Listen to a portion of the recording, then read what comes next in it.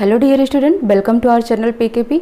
आज का नया टॉपिक जो होगा आपका वो है रिस्पायरेशन, यानी कि श्वसन तंत्र क्या होता है, हम सांस कैसे लेते हैं, किन किन ऑर्गेन्स का यूज किया जाता है, ठीक है, कौन कौन से इसमें हेल्पिंग ऑर्गेन्स होते हैं, ये सारा आज हम डिटेल में देखेंगे।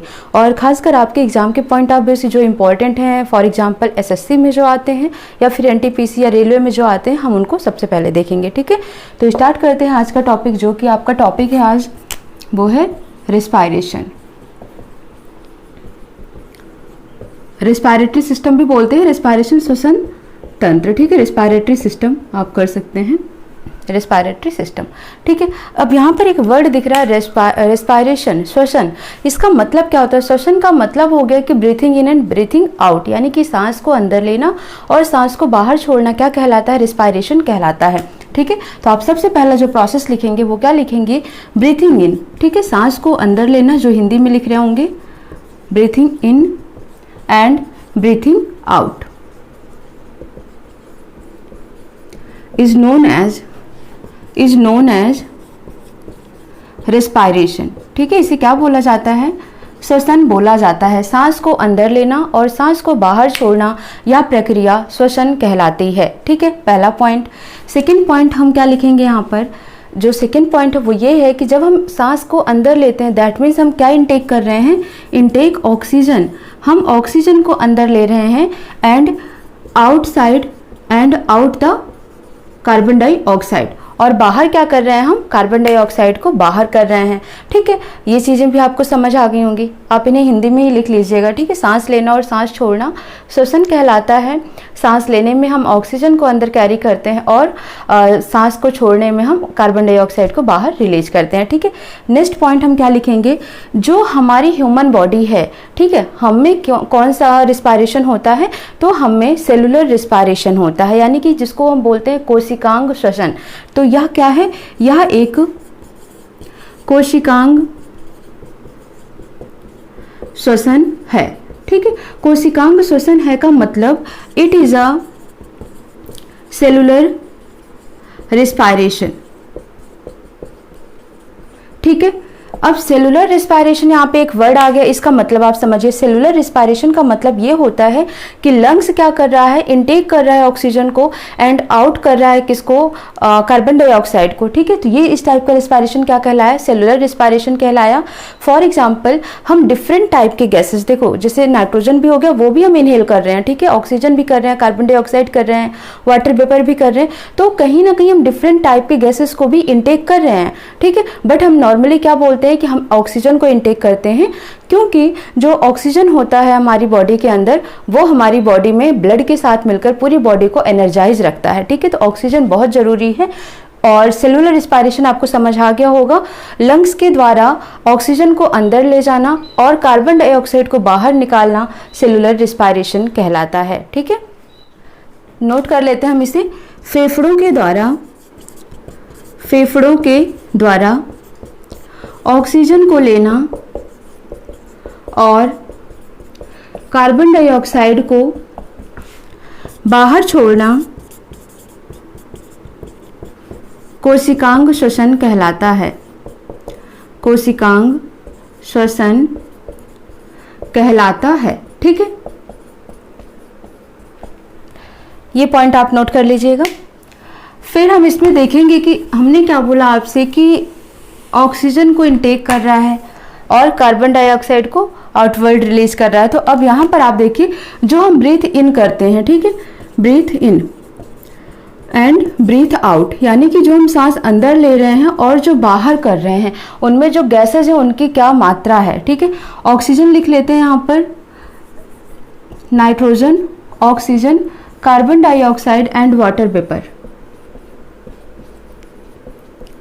ठीक है, वाटर वेपर का मतलब जलवाष्प। ठीक है, अब यहाँ पर नाइट्रोजन की बात करते हैं तो हम कितना लेते हैं? 78% हम इनटेक करते हैं फ्रॉम द एटमॉस्फेयर। ठीक है, वायुमंडल से हम कितना ले रहे हैं? 78% हम इनटेक कर रहे हैं, और आउट कितना कर रहे हैं? तो 78% टोटल हम पूरा का पूरा नाइट्रोजन बाहर रिलीज कर देते हैं। अब हम बात करते हैं ऑक्सीजन की। 21% हम लेते हैं फ्रॉम द एटमॉस्फेयर, वायुमंडल से हम 21% लेते हैं और रिलीज कितनी कर देते हैं, 17%, 17% हम इसे बाहर सांस के माध्यम से छोड़ देते हैं। कार्बन डाइऑक्साइड को वायुमंडल से 0.03% हम लेते हैं, ठीक है, बट हम इनटेक कितना करते हैं, आउट कितना करते हैं, 4%, ठीक है। इसीलिए कहा जाता है कि कार्बन डाइऑक्साइड को हम रिलीज करते हैं, क्योंकि हम ले कम रहे हैं और दे ज़्यादा रहे हैं, ठीक है। बाकी सब चीज़ों में हम ले ज़्यादा रहे हैं, दे कम रहे हैं या फिर इक्वल दे रहे हैं, तो इसलिए कंसीडर नहीं होता है। कंसीडर होता है कार्बन डाइऑक्साइड की हम बहुत ज़्यादा मात्रा में रिलीज कर रहे हैं, ठीक है। वाटर वेपर आपका फ्लैक्चुएट होता रहता है, बैरी करता रहता है, ठीक है। ये बैरी करता रहता है, कुछ इसका फिक्स नहीं है कितने परसेंटेज हम ले रहे हैं, कितने परसेंटेज हम इसको निकाल रहे हैं बॉडी से, ठीक है। तो ये आपका हो गया सांस लेना, ये हो गया सांस छोड़ना। सांस लेने के दौरान हम कितने गैस है उसको कितनी क्वांटिटी में लेते हैं और रिलीज करने के दौरान हम कितनी क्वांटिटी में उसे हम रिलीज करते हैं, ठीक है। यही है आपका सेलुलर रिस्पायरेशन, कोशिकांग श्वसन। आपको समझ आ गया होगा। नेक्स्ट हम इसमें पॉइंट लिखेंगे वो ये है कि कौन कौन से ऑर्गेन हेल्प करते हैं, ठीक है। तो नोट कर लीजिएगा। सबसे पहला पॉइंट यहाँ पर हम क्या लिखेंगे, फर्स्ट पॉइंट है यूज्ड ऑर्गेन। कौन कौन से ऑर्गेन सांस लेने में हेल्प करते हैं। तो फर्स्ट पॉइंट आपको क्या लिखना है, एक जोड़ी फेफड़ा, है ना, एक जोड़ी फेफड़ा यानी कि 1 पेयर लंग्स, ठीक है। 1 पेयर लंग्स का यूज करते हैं, एक जोड़ी फेफड़ा होता है। सेकेंड होता है एल्वियोली, ठीक है। एल्वियोली क्या होता है, ये एक तरह से आप कह सकते हैं रेस्पिरेटरी सिस्टम का एक तरीके से आप कह सकते हैं स्ट्रक्चरल एंड फंक्शनल यूनिट माना जाता है, ठीक है, ठीक है। तो एल्वियोली क्या होता है, एल्वियोली नोट कर लो आप, कार्यात्मक और संरचनात्मक इकाई कहा जाता है इसे,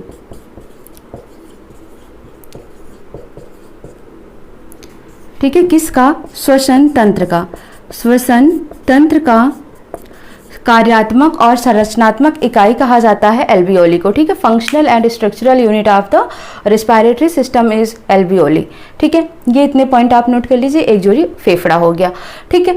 अब यहाँ पर हो गया, ये हो गया यूज्ड ऑर्गेन। अब हम देखते हैं कि किस तरीके से हमारी बॉडी में इंटर करता है, ठीक है। उसके बाद कहाँ से कहाँ तक ये जाता है, कहाँ कहाँ पर रोल होता है इसका, तो आपने इसे नोट कर लिया होगा।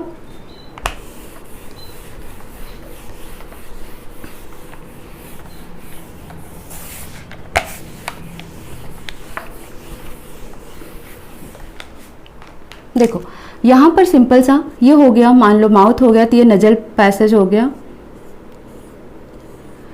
यहाँ पर ही होता है एक ट्रैकिया, ठीक है, जहाँ पर एपिग्लॉटिस लगा होता है, आपको बताया था मैंने डाइजेस्टिव सिस्टम में, ठीक है। उसके बाद आता है यहाँ पर लैरिंग्स होता है,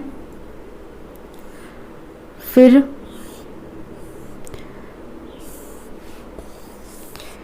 मैं ऐसे नॉर्मली आपको रफली बना के दिखा दे रही हूँ, ठीक है। ये हो गया लंग्स। अब ये जो लंग्स है ना, इसमें भी क्या होते हैं, बहुत सारे ब्रांची होते हैं, मतलब बहुत सारे ब्रांचेज ऐसे निकले होते हैं, ठीक है। और इन ब्रांचेज में बहुत सारे बैलून टाइप के ऐसे लगे होते हैं। यही बैलून ही क्या कहलाते हैं, एल्वियोली कहलाते हैं, ठीक है। जब आप सांस लेते हैं, अंदर करते हैं, तो ये क्या होता है, फूल जाता है, बैलून की तरह होता है, फूल जाता है। और जैसे ही आप बाहर सांस को रिलीज करते हैं, ये क्या होता है, फिर से पिचक जाता है, ठीक है। तो यही है एल्वियोली। तो अब सबसे पहले आप क्या देखेंगे, पॉइंट वाइज हम नोट करते चलेंगे। सबसे पहला है नजल पैसेज। तो एयर जो है वो कहाँ से, सबसे पहले नजल कैविटी से हमारी बॉडी में इंटर करती है, यानी कि जो नाक की गुहा, ये जो 2 होल है, यहाँ से वायु अंदर इंटर करती है, ठीक है। तो सबसे पहले कहाँ गई, नजल कैविटी में। सेकेंड पॉइंट आप देखेंगे, यहाँ पर फेरिंग्स है, ठीक है, इसे क्या बोलते हैं, फेरिंग्स, जिसे हिंदी में ग्रसनी बोलते हैं और इसे नासा गुहा बोलते हैं, ठीक है, ग्रसनी। अब फेरिंग्स क्या होता है, देखो फेरिंग्स को कॉमन पासेज कहा जाता है, नोट कर लेंगे आप, क्या बोलते हैं इसे, कॉमन पैसेज बोला जाता है। क्यों कॉमन पास बोला जाता है इसको, क्योंकि ये रेस्पिरेशन और डाइजेशन दोनों के लिए वर्क करता है, ठीक है। मैंने यहाँ पर आपको बताया था कि एपिग्लॉटिस लगा होता है, आपके जब यहाँ से वायु भी आ रहा है और फूड भी आ रहा है, ठीक है, तो एपिग्लॉटिस लगा होता है, तो यहाँ से खाना भी आ रहा है सेम टाइम पे एयर भी आ रही है, ठीक है। तो जो एपिग्लॉटिस होता है ये ओपन और क्लोज होता है, जैसे कि खाने को फूड पाइप के थ्रू स्टमक में भेज देता है और एयर को विंड पाइप के थ्रू लंग्स में भेज देता है। तो इसीलिए जो फेरिंग्स लगा होता है ना, इसे कॉमन पासेज बोला जाता है, क्योंकि ये सेम टाइप पर डाइजेशन मतलब पाचन एंड रेस्पायरेशन मतलब श्वसन, ठीक है, दोनों के लिए काम कर रहा है, इसीलिए फेरिंग्स को कॉमन पासेज का नाम दिया जाता है, ठीक है। अब यहाँ पर हम क्या देखेंगे, थर्ड पॉइंट, फेरिंग्स के बाद ये कहाँ पर जाएगा, लैरिंग्स में जाता है, जिसे ये बोलते हैं हम एडम्स एप्पल बोलते हैं, ठीक है, कंठ नली बोला जाता है इसको। ये क्या, यहाँ पर जो वॉइस का रिकॉग्नाइजेशन होता है, ठीक है, जैसे कि अगर इसका साइज बड़ा होता है तो वॉइस थोड़ा सा मोटी होती है, थोड़ा पतला होता है, वॉइस श्रिंक होती है, ठीक है। फॉर एग्जांपल जैसे आपने देखा होगा जो जेंट्स होते हैं, जो एक तरीके से मेल होते हैं, उनमें आपको एडम्स एप्पल ऐसे हार्ट शेप में बहुत बड़ा सा बना दिखाई देता है, ठीक है, तो उनकी वॉइस थोड़ी सी मोटी होती है। फीमेल्स में आपको ये कम दिखाई देता है, उनकी वॉइस थोड़ी पतली होती है, ठीक है। तो लैरिंग्स को क्या बोला जाता है, एक तरीके से कंठ नली बोला जाता है, ठीक है। लैरिंग्स के बाद कहाँ पर जाता है, ये ट्रैकिया में, ये जो वायु को लेके जा रहा है, ठीक है। तो ट्रैकिया क्या है, जो हवा को कहाँ पर भेज रहा है, फेफड़े में भेज रहा है, तो एक तरीके का रास्ता है, कौन सा रास्ता है, श्वास नाल का। तो ट्रैकिया को हिंदी में बोला जाता है श्वास नाल, ठीक है।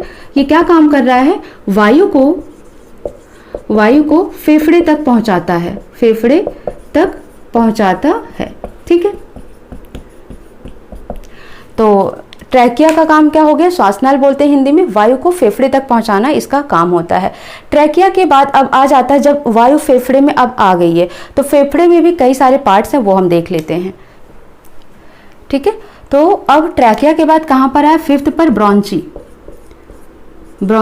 ठीक है, इसे ही बोला जाता है ब्रॉन्ची।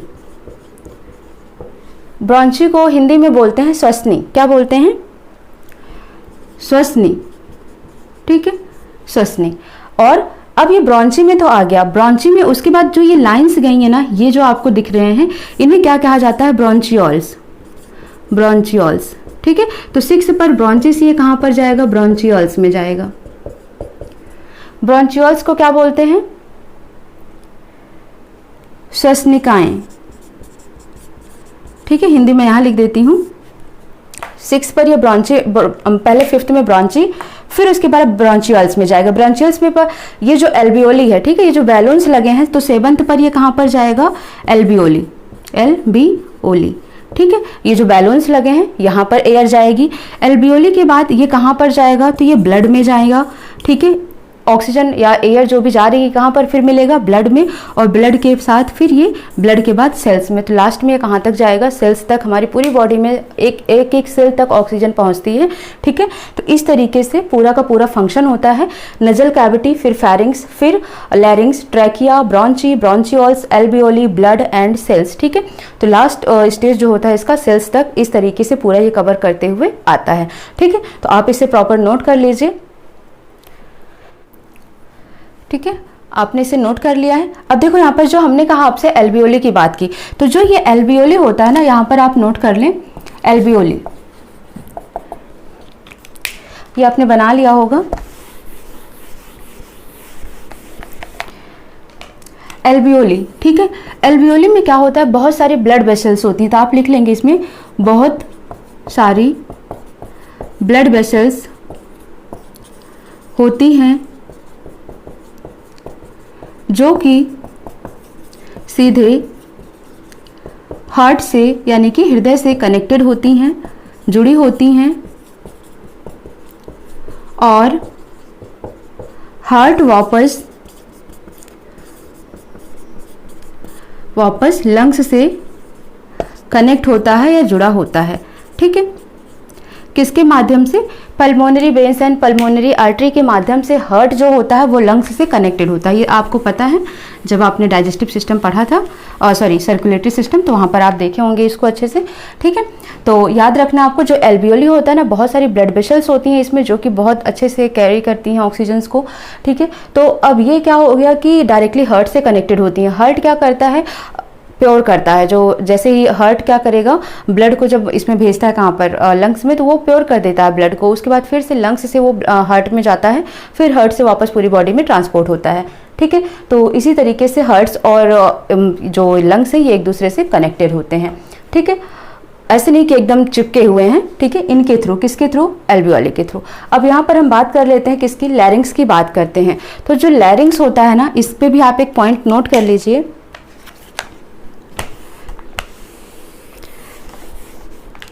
लैरिंग्स को क्या बोलते हैं, कंठनली। इसमें क्या होता है, यह खोखली हड्डियों, ठीक है, खोखली हड्डियां किसको बोलते हैं, कार्टिलेजियस बोन्स। खोखली हड्डियों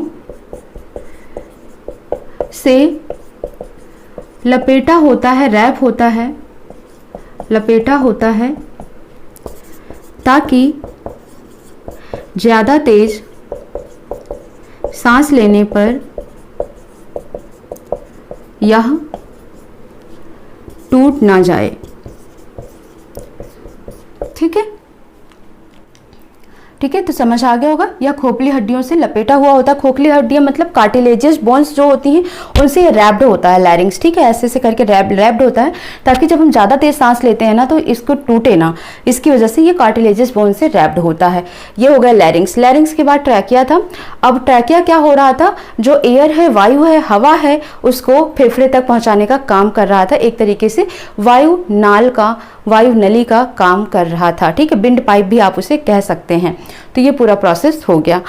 अब हम नेक्स्ट पॉइंट इसी में देखेंगे, जो हम रेस्पिरेशन करते हैं, एरोबिक, एनारोबिक। ठीक है, तो दो तरीके का ये क्या है, कैसे होते हैं, ये देख लेते हैं।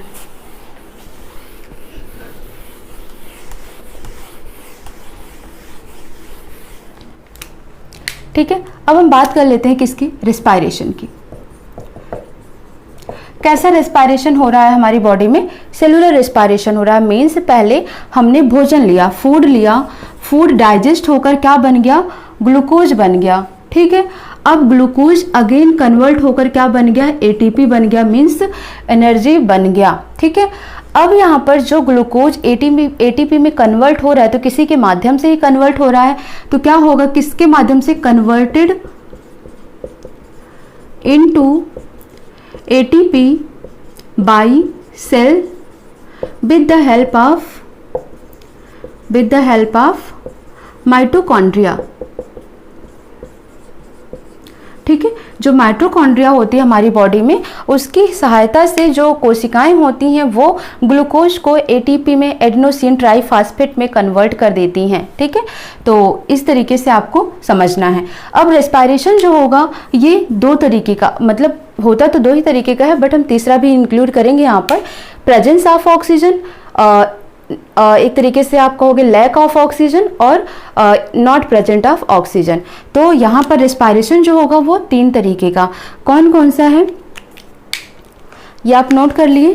फूड कन्वर्ट हुआ ग्लूकोज में, ग्लूकोज कन्वर्ट हुआ एटीपी में, फूड ग्लूकोज में कन्वर्ट होगा डाइजेस्टिव प्रोसेस के द्वारा, ग्लूकोज कन्वर्ट होगा एटीपी में रेस्पिरेटरी प्रोसेस के द्वारा। ठीक है, नोट कर लो आप इसे भी, किसके, कौन से प्रोसेस, पाचन प्रक्रिया के द्वारा। ठीक है, पाचन क्रिया के द्वारा, और ये कन्वर्ट हो रहा है श्वसन क्रिया के द्वारा। ठीक है,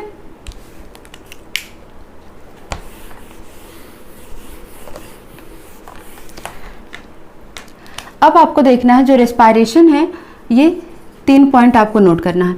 in presence of oxygen, oxygen की उपस्थिति में, in absence of oxygen, oxygen की अनुपस्थिति में, एंड लैक ऑफ ऑक्सीजन। ठीक है, ऑक्सीजन की कमी में, ऑक्सीजन की उपस्थिति में, ऑक्सीजन की अनुपस्थिति में, और ऑक्सीजन की कमी में। ठीक है, इन तीनों चीज़ों को हम देखेंगे। जब ऑक्सीजन की उपस्थिति में हो रहा है तो इसे क्या कहा गया, एरोबिक रिस्पायरेशन कहा गया, एरोबिक रिस्पायरेशन। ठीक है, एब्सेंस में कहा गया एनएरोबिक रिस्पायरेशन।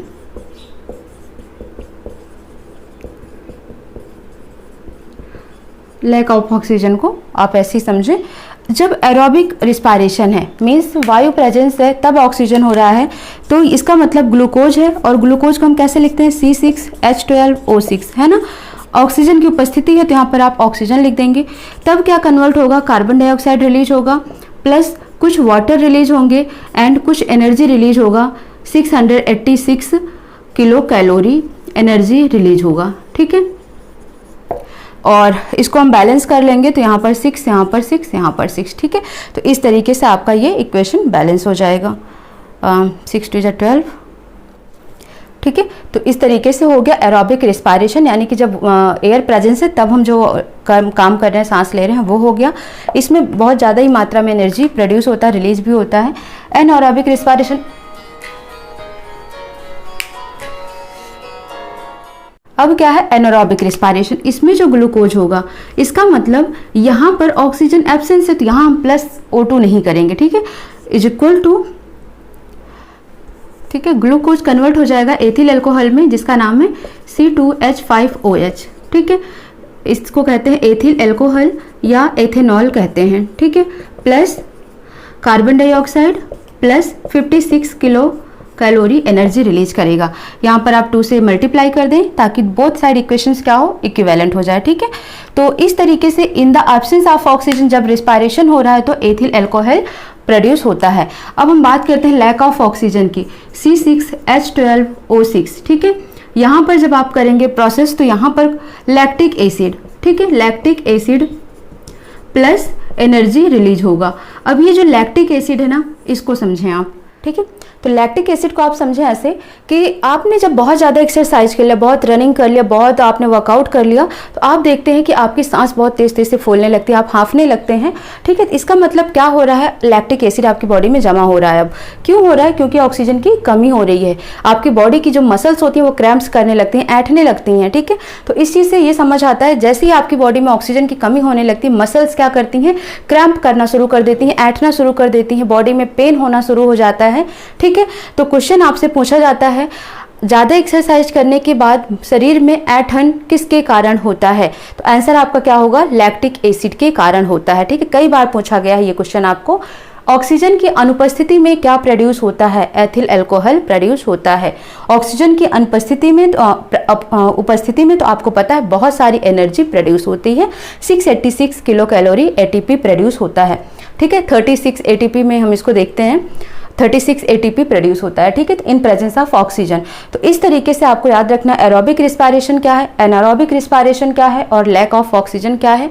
डिटेल में हम फिर से देखेंगे एरोबिक रिस्पायरेशन को। एरोबिक रिस्पायरेशन फिर से आपका होगा जब हम इसको डिटेल में देखेंगे, जिसमें एक होता है इंटरनल और एक होता है एक्सटर्नल। तो जो इंटरनल रिस्पायरेशन होता है उसमें एक प्रक्रिया होती है ग्लाइकोलिसिस प्रक्रिया और दूसरी प्रक्रिया होती है क्रिप्स साइकिल। दोनों ही इंपॉर्टेंट होते हैं, एग्जाम में आते हैं। और अगर हम एक्सटर्नल की बात करेंगे तो उसमें होता है इंस्पायरेशन और एक्सपायरेशन, ठीक है। उसमें कितनी मात्रा में एनर्जी रिलीज हो रही है, क्या हो रहा है, कैसे हो रहा है, वो हम देखेंगे, ठीक है। तो आप इन्हें नोट कर लें, फिर हम आगे बढ़ते हैं, ठीक है। आपने इन्हें नोट कर लिया होगा। अब हम एक नोट लिख लेते हैं।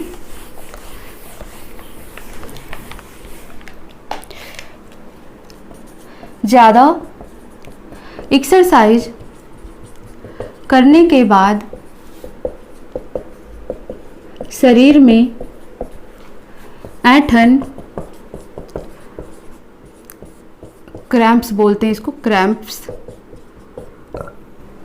होने का कारण लैक्टिक एसिड होता है, ठीक है, लैक्टिक एसिड होता है।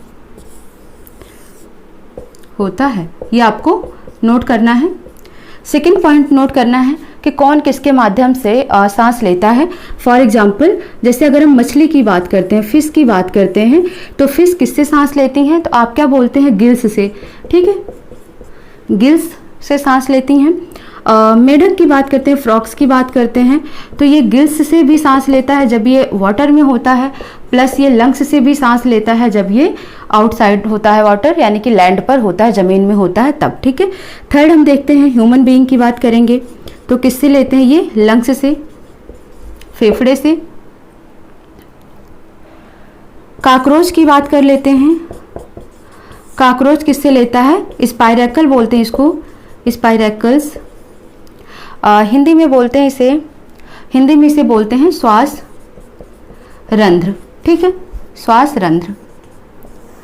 तो इस तरीके से आपको नोट कर लेना है जो इंपॉर्टेंट क्वेश्चन है जो पूछे जाते हैं, ठीक है। तो काकरोच करता है स्पाइरेकल के द्वारा सांस लेता है, ह्यूमन लंग्स के फेफड़े के द्वारा, मेढक फेफड़े और गिल्स के द्वारा, मछलियां गिल्स के द्वारा सांस लेती हैं। कीट की बात करेंगे तो कीट भी आप स्पाइरेकल से लिखेंगे, श्वास रंध्र, ठीक है, उनके थ्रू सांस लेते हैं। और एक पॉइंट आप और नोट कर लें, नशे में ड्राइविंग करने वाले लोगों की